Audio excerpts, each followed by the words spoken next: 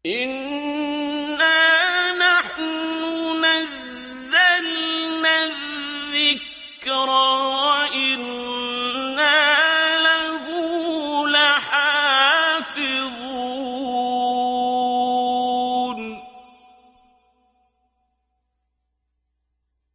نحمده ونصلي على رسوله الكريم عما بعد فأعوذ بالله من الشيطان الرجيم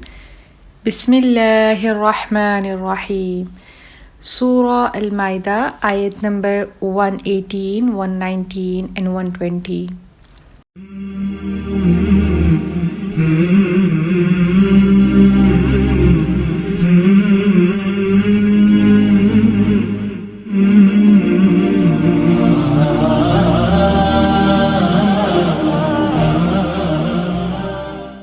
أعوذ بالله من الشيطان الرجيم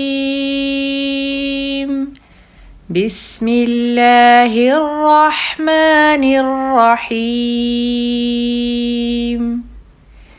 إن تعذبهم فإنهم عبادك وإن تغفر لهم فإنك أنت العزيز الحكيم قال الله هذا يوم ينفع الصادقين صدقهم لهم جنات تجري من تحتها الأنهار خالدين فيها أبدا رضي الله عنهم ورضوا عنه ذلك الفوز العظيم لله ملك السماوات والأرض وما فيهن وهو على كل شيء قدير